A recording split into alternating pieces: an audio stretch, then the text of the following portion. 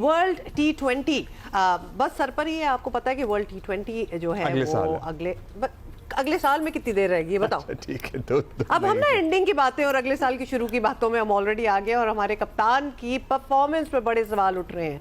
तो ये बहुत बड़ी बात है because there was an hope कि अब जो टीम बन रही है और इतने वो मैचेस वगैरह खेल रही है, टूर्नामेंट्स, एशिया कप, मतलब बहुत कुछ, तो लिहाजा जम गई होगी टीम जो है वो ज़रा वेल जेल होगी, लेकिन ऐसा लग नहीं रहा। और अब सबका जोर जो है इस पर है कि सलमान अली आगा की बतौर खिलाड़ी और बतौर कप्तान परफॉर्मेंस में बेहतरी किस तरह लाई जाए।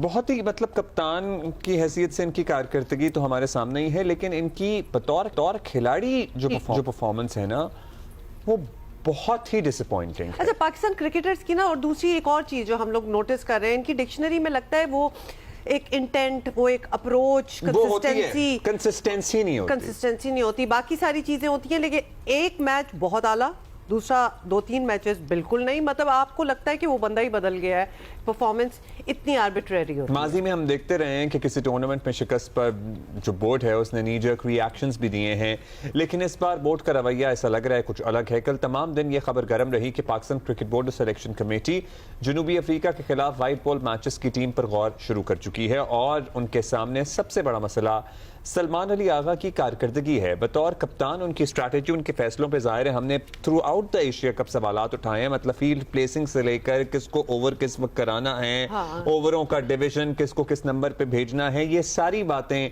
बहुत सारे डिसीजंस उनके हमारी लॉस का बाइस बने। अच्छा, लेकिन उनकी अपनी परफॉर्मेंस बहुत खराब तो रही, क्वेश्चनेबल हो गई ना इस सारी चीज में। अच्छा, कुछ बैकग्राउंड बता दें, बैटिंग में उन्होंने कुछ नहीं करके दिया। कुछ बैकग्राउंड भी आपको बता देते हैं। सितंबर 2023 से व्हाइट बॉल क्रिकेट में मुसलसल नाकामियों का जो सिलसिला शुरू हुआ था, उसमें वनडे वर्ल्ड कप गया, फिर वर्ल्ड T20 गया, चैंपियंस ट्रॉफी भी थी बीच में हो गई, 2 एशियन कप गए और बांग्लादेश समेत जाने कितनी सीरीज जो है वो भी हम हारे। मतलब ये सारा एक हमारा सिलसिला जो हम चल रहे हैं। और इस दौरान बाबर से शाहीन से बाबर से रिजवान तक कप्तानी चली और फिर इस साल मार्च में सलमान अली आगा को ये जिम्मेदारी जो है थमा दी गई थी और उन्हें टारगेट दिया गया वर्ल्ड T20 के लिए एक विनिंग टीम और मजबूत बेंच जो है वो बनाने का।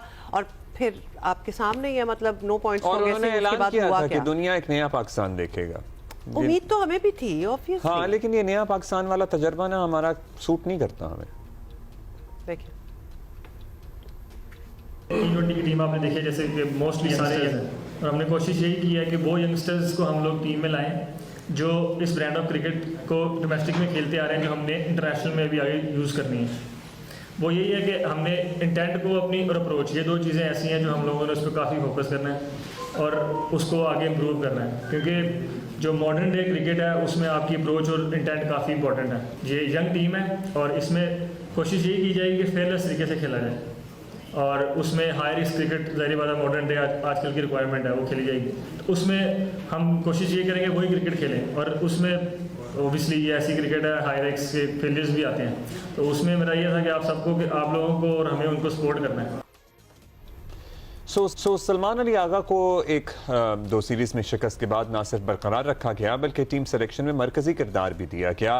कप्तान ने खुद बताया कि प्लेइंग 11 उनकी मर्जी से ही बनती है, वो मुकम्मल जिम्मेदारी लेते हैं।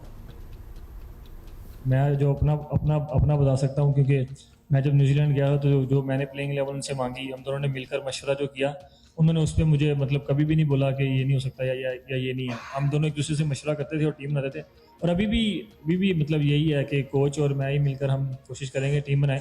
End of the day sir, जो हमारा जो पीछे पॉइंट ऑफ व्यू रहता है वो ये रहता है कि जो बेस्ट 11 हो वो खेले और जो पाकिस्तान को मैच जीतने में हेल्प कर सकती है वो खेले।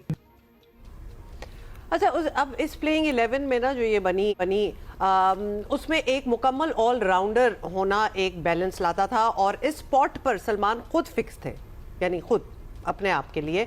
लेकिन उनकी जाती जो परफॉर्मेंस थी वो क्या रही, सिर्फ पिछले 10 मैचेस की ही बात कर लेते हैं। सलमान के टोटल रन्स में 123, सबसे बड़े इनिंग्स में कितने 24 और स्ट्राइक रेट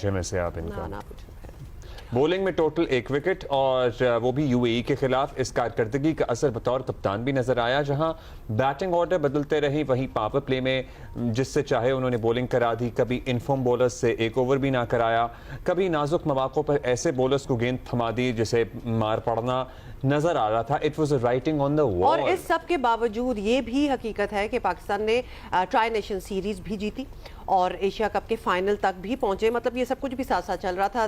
जराए बताते हैं कि बोर्ड जो है वो सलमान आगा को वर्ल्ड T20 तक कप्तान बरकरार रखने के फैसले पर अब भी कायम है और इसे सिलेक्शन कमेटी और कोचेस की हिमायत भी हासिल है। और एक आध हफ्ते में 28 अक्टूबर से शुरू होने वाली जनूबी अफ्रीका जो है वाइट बॉल सीरीज की टीम का ऐलान भी होगा और बहुत इनकलाबी तब्दीलियों का चांस नहीं है बेसिकली। सो 28 अक्टूबर से जनूबी अफ्रीका से हमारी वाइट बॉल सीरीज शुरू होगी, जिसमें वनडे मैचेस भी हैं, T20 मैचेस भी हैं। कल तक ये खबरें आ रही थीं, कल तक ये एक्चुअली खबरें आ रही थीं कि शायद कप्तान की तब्दीली पर बात हो या गौर खौस किया जाए। इनफैक्ट इससे पहले तो भट्टी साहब ने हमें एक नाम भी बता दिया था जिनको एक ब्रीफ पीरियड के लिए कप्तानी दी गई थी और उसके बाद उनसे लेकर वापस बाबर को दे दी गई थी कि उनके बारे में भी दोबारा गौर हो रहा है।